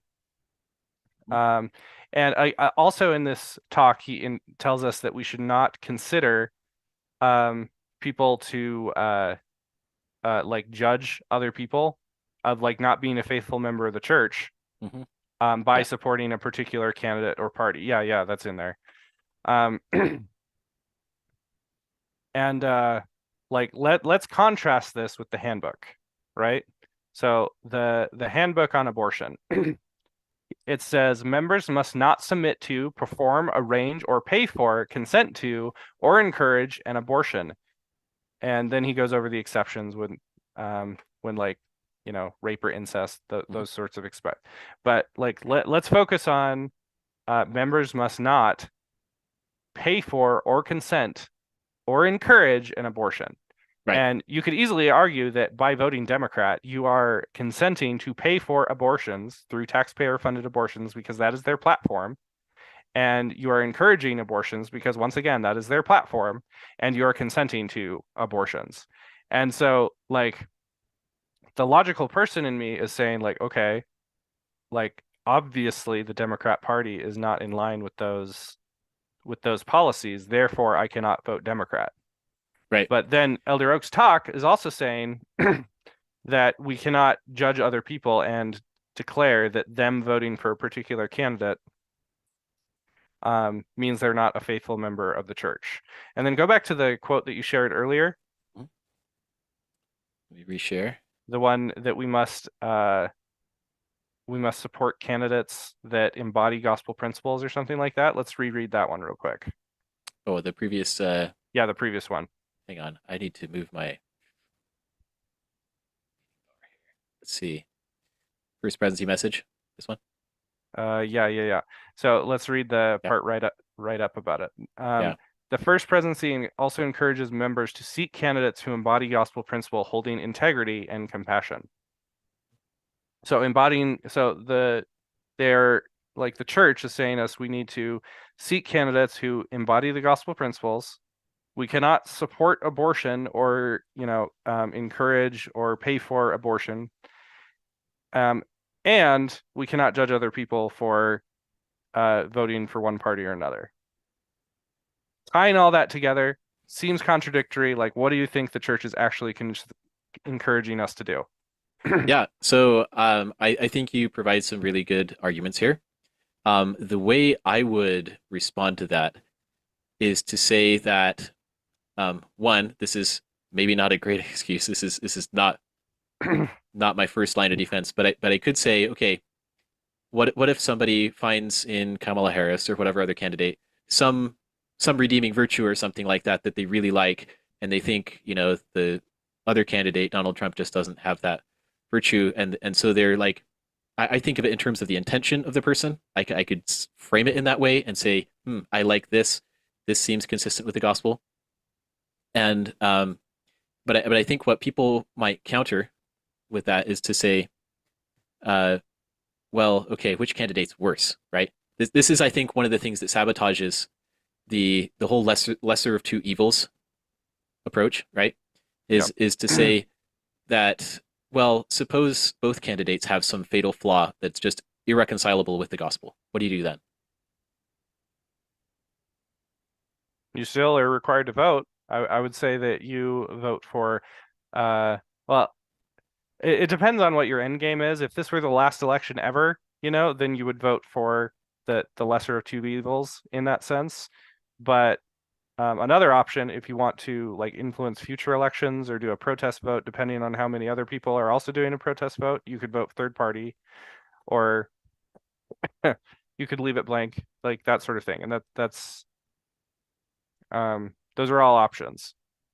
So why is voting third party a protest vote, in your opinion? Well, because it says that basically what you're saying is none of these two candidate like I'm generally like against third party voting, but in the governor's race, I voted third party because I said neither of these two candidates, the Republican or the Democrat, neither of them represent me. So I was pretty indifferent on who actually got elected because they were both Democrats. Like you Right. can maybe What do you say do? that one of them is marginally better than the other. And so yeah, if this were the last race ever, I probably would have voted for Cox. But my logic is if someone tried to convince me that Obama were a Republican and I was choosing between Obama and Kamala Harris, like yeah, you could convince me that marginally speaking, Obama would be better, at Mhm. least judging by his first and second term. But I would say neither. Like neither of them represent my values. And so Yes. therefore I chose the only candidate that represented my values. Mm. And that those are the circumstances in which I would vote third party, but generally speaking, I'm not a fan of voting third party. Yes. Okay. So this is really interesting. So can you maybe explain why you're not a fan of voting third party? Uh, because you might as well like yell at the clouds. Uh, Yeah. like because like you know going into it that your candidate is not going to win. And so it's just you have to choose between the other two. Like it's a chess move outside of the board um if you vote third party. But again, Yeah. if you have nothing to gain inside the board, then yeah, go outside the board. But if you do have something to gain inside the board, then vote for one of the two parties. Yeah. And what you've just highlighted, by the way, is proof that we can't judge members of the church or others on the sole basis, on the basis of did you vote for my favorite candidate or didn't you? Like somebody in the general election issues a protest vote because he likes neither Harris nor Trump, Yeah. right? Yeah, and A that's person fair. could a Yeah. person could do that and it could be fair because maybe that's just what they feel is the best moral judgment, and on judgment day, like they're not going to get dinged for that. I certainly wouldn't be the one to judge them on that. Um, or a person says, you know what, I'm going to bite the bullet. I'm going to vote for the one that I think smells less bad. You know, and it's really unfortunate that we're in that situation. But that right there is proof that like even people who are of like the exact same mind spiritually and morally and everything else, they could have different opinions about which approach, which strategy is going to be like less bad ultimately, right? Yeah. But this points out something that's fundamentally flawed in the way we are even doing this. Um, and that is that we are in this unfortunately competitive environment. And so like one thing is, did you know that the Constitution itself actually originally prevented this kind of a problem? The problem of hold your nose and vote for Trump or for Harris, All right. Well, or but issue a protest vote. hold on just a second. I don't want to change the subject quite yet. Yeah, And okay, so I sorry. want to make my That's fair. argument. I want to make my conclusion on what exactly is the church asking us to do. Because on the one hand, it says Oh don't yeah, sure, support sure. abortion. On another hand, it says we can't judge other people. And on another hand, it's saying that members are encouraged to seek candidates who embody gospel principles. And trying to unpack all that, I would say what they're saying is gospel principles is transcend candidates and parties. Because, like, in one circumstance, the candidate that Yes. best embodies gospel principles may be one party, and in 20 years, it could be another, or one candidate, it could be one candidate, another candidate, it could be another. In this particular, I'm referring to the presidential election, like, it seems to me it's obvious which party embodies gospel principles better. But I would say every individual, they kind of have to Yeah. make their own judgment and what their threshold is for supporting something that is wrong versus um and does that like supersede all the other things? Like, because like I could not vote for Donald Trump because Donald Trump drinks coffee, and I could declare that Right, he right. doesn't embody gospel principles because he drinks coffee or something Oh, like that. And like things like abortion, like, yeah, those are terrible. In my opinion, I can't think of a situation where I would vote for a pro-abortion candidate as embodying gospel principles, but maybe the other one is in favor of like genocide or something. Um, is Hitler or something, which by the way, Donald Trump is not Hitler. yeah. But like I'm saying, like if I were actually in that historical period and I had to vote between a pro-abortion candidate that wants to stabilize the country versus literally Hitler, like obviously I would probably choose the abortion candidate. And so it's really up to us. So I think what the church is saying is they're saying like choose candidates who embody the gospel principles. We cannot tell you who those candidates or parties are, but gosh darn it, get involved politically. Yes. That I think is what the church is telling us to do. Yes. Oh, okay. And this is great. I love that, call to action right there. And I echo that.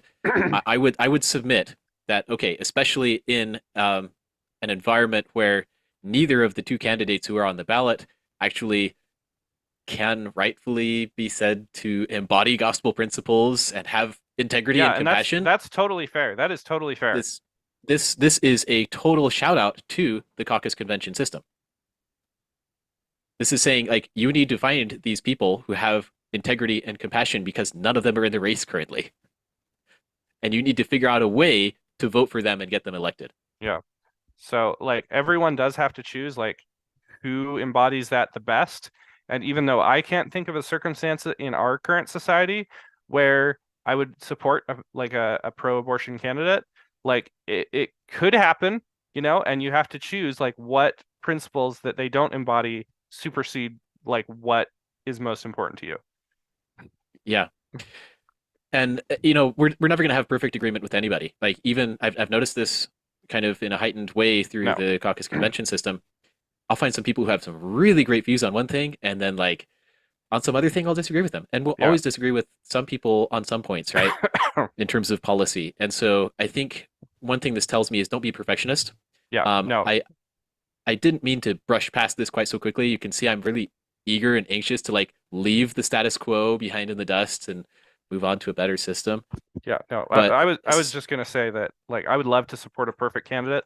You know, like I would vote for Jesus if I could, but you have totally, to choose. Well, unless he was running third party, but you have to choose between like who's on the.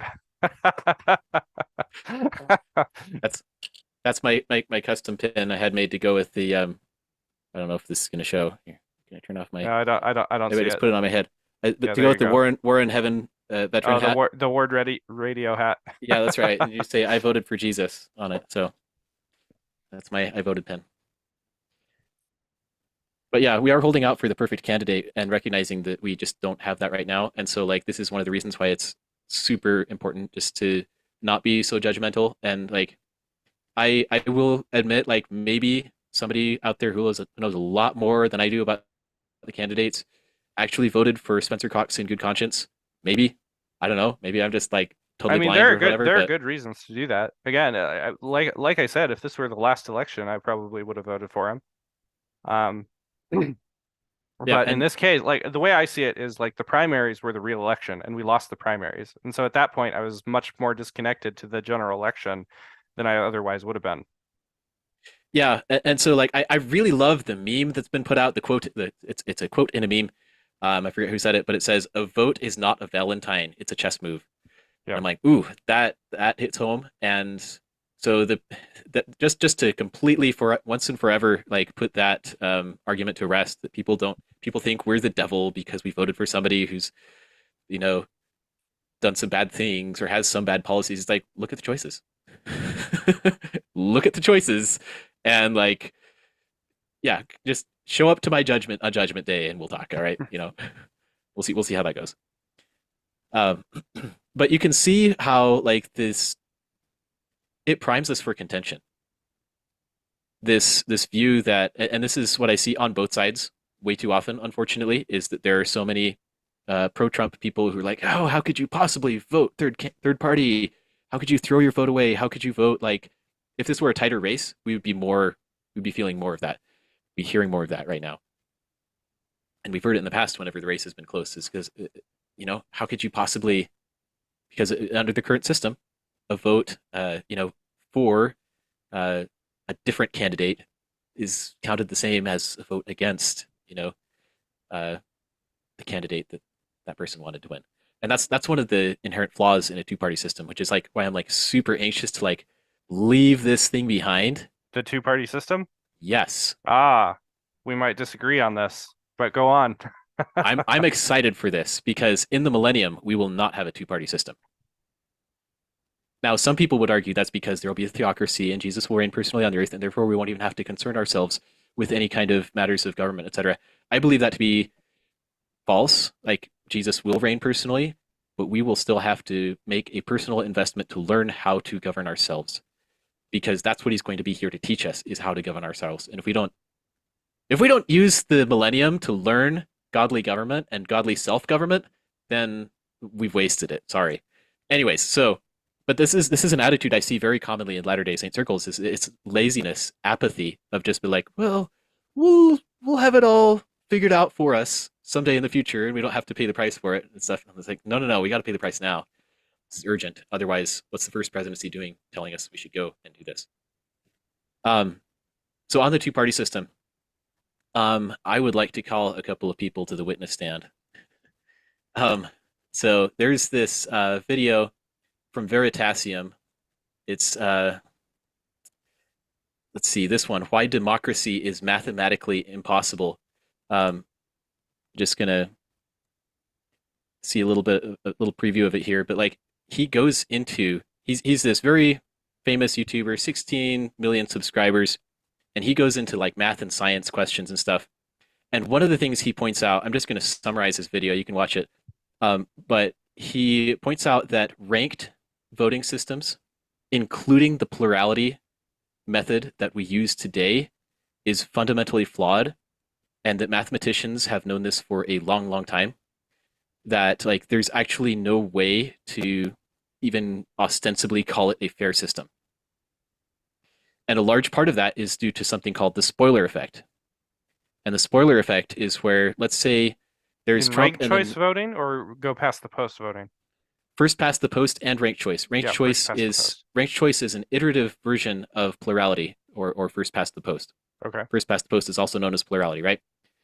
Both of these are spoiler prone systems, and I'm just going Where to you- summarize.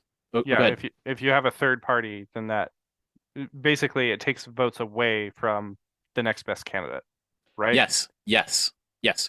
And this is the fundamental flaw, right? Because plurality is a ranked system because you're only voting for your top one. And here's why this fails. It's because ranking is actually itself a mathematically ill-posed condition. It doesn't even exist. It can't exist. It's ethereal. It's purely imaginary. We can fantasize that it exists, but in reality, a strict ranking of all candidates in order of preference, even by an individual voter, there is no such thing. For the simple reason that, let's say you have two candidates that are really close, right? One is just a hair better than the other, and then you learn some new piece of information that tips the scale ever so slightly the other direction. There's no way to say that they're actually the same. Another huge flaw in ranked systems, though, is that, like, let's say they are only very slightly different, and you're a happy camper if either of these two candidates, let's say, John the Apostle or Peter the Apostle, you'd be happy having that guy for your governor, right? But then there's Judas Iscariot, right? In a ranked system like plurality, where you're saying you only get to express your top one pick, then you can say, yeah, I want John, and the other half of the good sensible people are like, I want Peter. But then there's this contingent of maybe 40% of the people, still a minority by a very significant amount, and they're like, we want Judas. Well, then who wins the election? Judas does. Yeah, Even though the plurality, not a majority. right. And the truth is too, this is something we have to be careful about with voting systems. There's no such thing as an electoral system that can actually guarantee majority support for the winner. The only way they can claim to have that is by faking it, by dropping votes until it looks like a majority, but it's only a majority of those remaining, of the votes Right. they allowed to be counted. But this spoiler effect, it's very real. It's messed up some elections in the past. In fact, at the beginning of this video, they talk about the Al Gore and Bush election and how there was a spoiler that very likely changed the outcome of that election. And it's unfair because if you have multiple good candidates, you shouldn't be penalizing them. But that's what this system does. It's because it splits the vote between those two really great candidates, and then the worst candidate ends up winning. Right. It's so predictable, and how could we be still stuck on this? And I think part of the reason is, again, in schools, they teach you first past the post like it's the only thing that ever existed. But that's not true. It's far from the only thing that ever existed. Do you want to do anything more with plurality and just I was going to say something more here. He makes a distinction on ranked versus rated voting systems. And this rated system is very, very interesting because what it is it allows you to express an opinion simultaneously about all of the candidates instead of only being allowed to express an opinion about one of them. Maybe we can go through an example, but like an example would be like if so the vanilla form, the simplest form of a rated voting system is just called approval voting. And in approval voting, you get your ballot and you have each of the candidates, and you just have a yes or a no next to each of them. You can go and bubble in the yes, you can bubble in the no. And a no just doesn't count as a vote for that candidate, and a yes counts as a vote for that candidate, right? And so under that situation, if you have Peter, John, and Judas running in a race against each other, then and 60% of the population supports either John or Peter, or rather both. They like both of them. It's just some of them like one slightly more than the other. Then both of them could easily get close to 60% of the positive vote of the approval. That's their rating, right? Whereas, Judas now loses the race because these two other candidates are really close to each other, right? No, I've never heard of this before, so it's something I'd have to think more on. Okay, well, I hope to do a lot more of just diving into the nitty gritties of this because it's really cool, and I think we need to learn more about it because it gets around that problem of dividing the good guys against the good guys, and this is There, something is it constitutional? Like, is it in the Constitution? it totally is. So actually, I've created a website called constitutionalvote.org or .com, whichever goes to the same place, and it has to do with this really curious bait and switch that's happened where our educators and our politicians, the people running these elections, pretend that like this first past the post thing is the only thing there is. And I have this quote from Joseph Stalin saying, I care about how the votes are counted. And it comes down to how the votes are counted. But to answer your question, let's see, it is in the Constitution. It's literally like the electors. It says vote by ballot for two persons in the presidential race. This is written right there, Article 2, Section 1, Clause 3, the United States Constitution. And they say the person having the greatest number of votes shall be president, and after the choice of president, the person having the greatest number of votes shall be the vice president. And so what that does is, rather than voting for only your top pick, you can vote for more than one. Now, technically, what's in the Constitution is a hybrid of approval and plurality, but since it has that approval aspect to it, the spoiler effect is greatly reduced. So you wouldn't have the situation where you have two candidates that are very similar, both very good candidates. You could actually vote and have one of them be president and the other one be vice president because he's the runner-up. That stands in stark contrast to the system where if all you need is one that's just like mimicking the platform of one of them and he steals enough votes from the other guy and then they both lose to some loser, you know?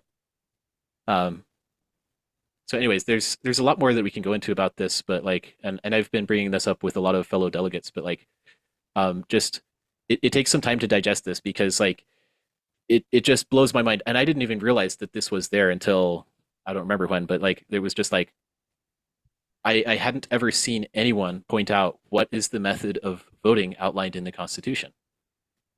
And anyways, so the reason why I brought up the two-party system, by the way, is that this eliminates the two-party system. Because you could now take your presidential ballot again.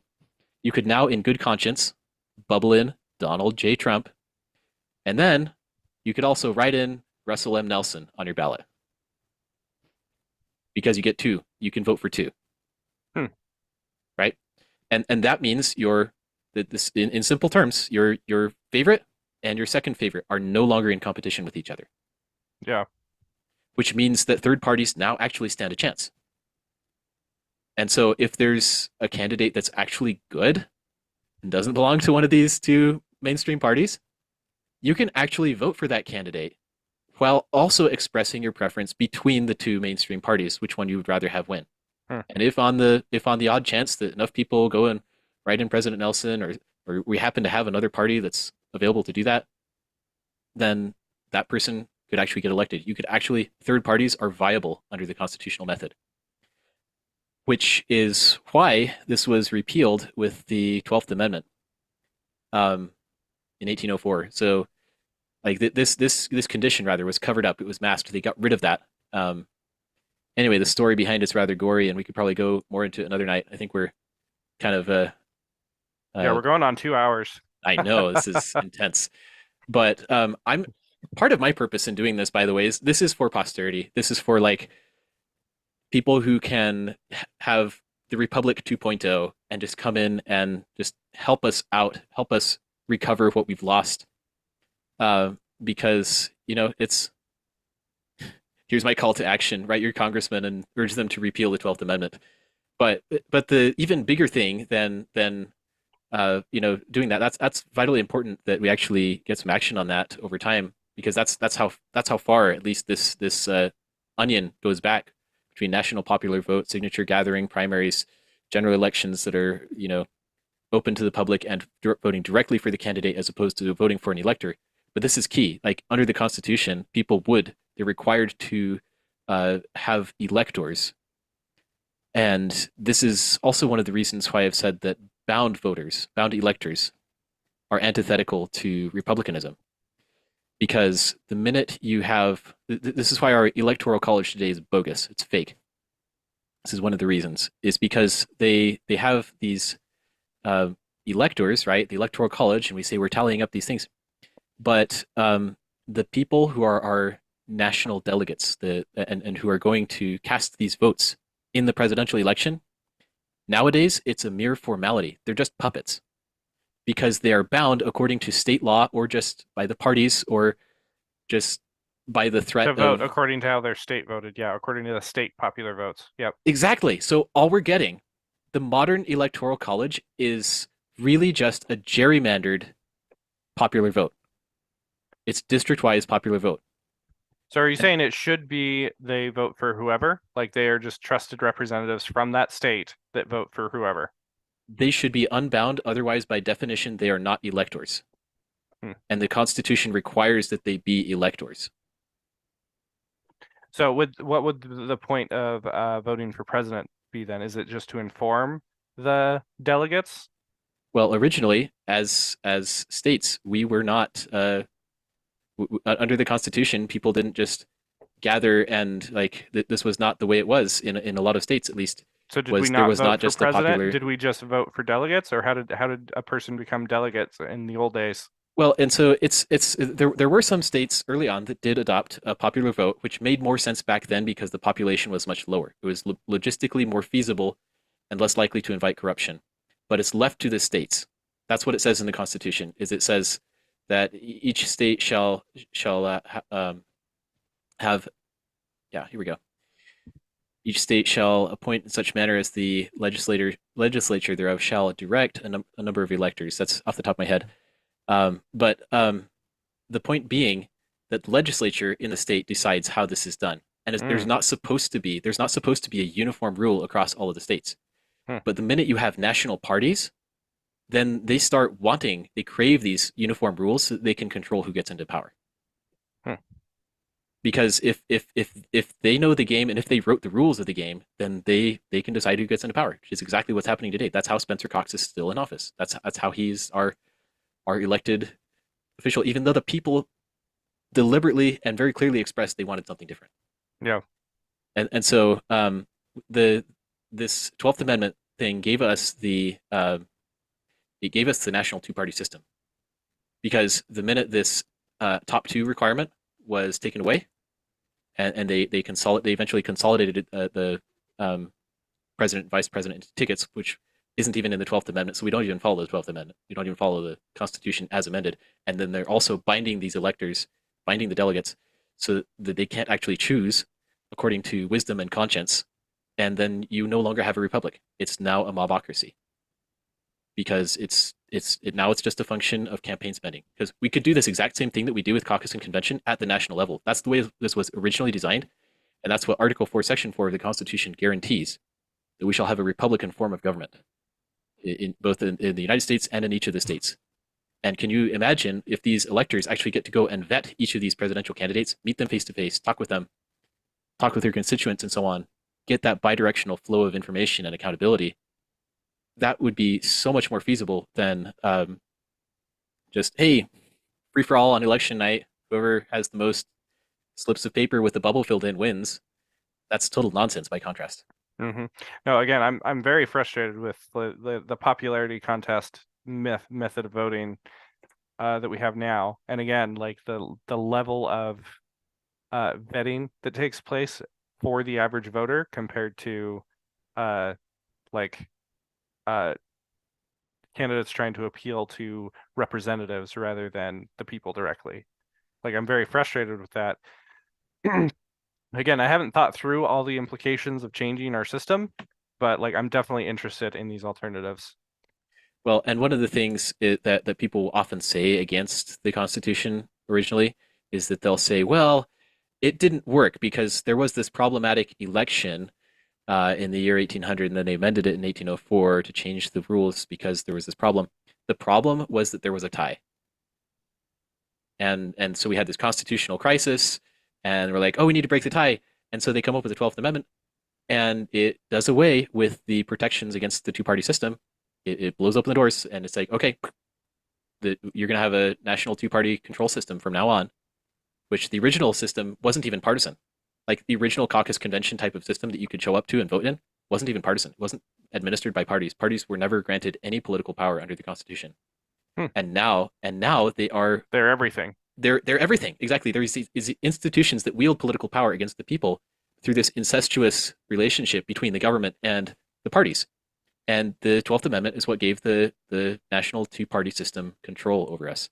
All right. And people will say, "Oh, it's so bad, it's so evil," because that the Constitution was that way because it was. They don't say evil necessarily, but they'll say it was problematic, and we fixed it with the 12th Amendment. Guess what? The 12th Amendment didn't even fix the tie issue. All right. So, Well, that's yeah. a good lesson on how it used to be. What's our call to action? What did the prophets warn us about? Wrap this up. Yeah, so the call to action is get involved in the caucus convention system because as we've noticed, like the only people who really know and notice like what a republic is versus what it isn't, and who like are really awake to what the candidates are doing are the people who get involved. There's no substitute for your own personal experiences. Please avoid voting a straight ticket. Actually research the candidates, and I'll just say like follow the prophet.